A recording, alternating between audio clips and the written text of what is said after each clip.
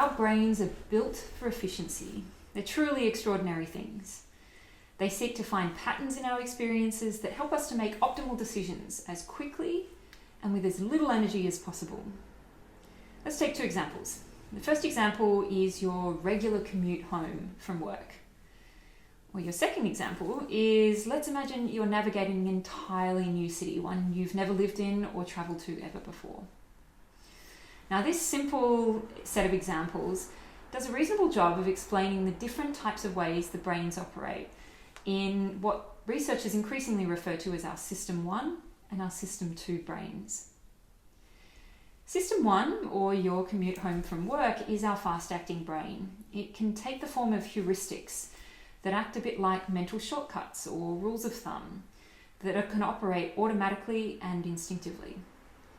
Most of the time, these heuristics make our lives considerably better because really the world is full of informational inputs, and heuristics can help us chart a faster path toward making a decision.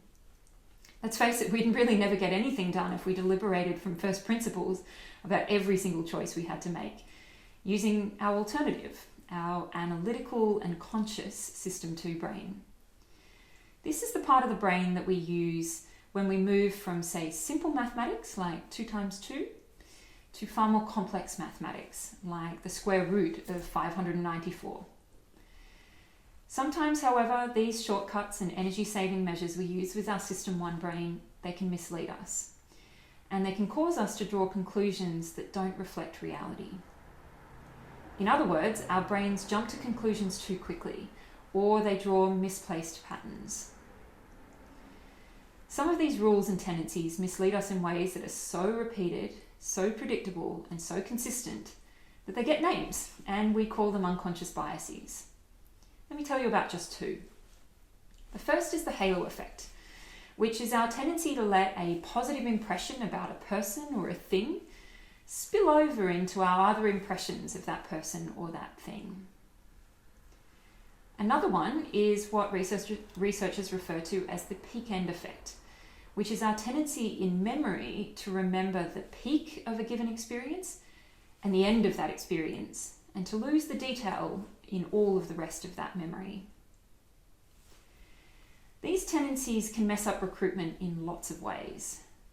We've already mentioned the rank order effect and the Nobel Prize winner effect.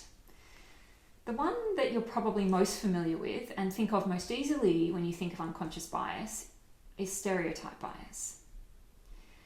Unconsciously, we form impressions of the world around us that sometimes means we fail to see it on its merits.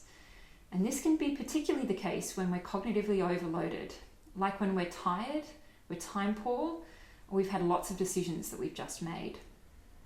As some researchers explain, decision makers who are rushed, stressed, distracted, or pressured are much more likely to apply stereotypes, which is recall facts in ways which are biased by stereotypes or make more stereotypic judgments, than decision makers whose cognitive abilities are not similarly constrained. Another way of thinking about that is all human brains that are overloaded are biased. And in fact, a brain that isn't biased wouldn't be a brain that would allow us to make shortcuts or use our System 1, which at the end of the day wouldn't be a working brain. However, we need to make sure that our System 1 brain isn't misfiring on really important decisions and causing us to take decisions that don't take account of the full range of our judgment.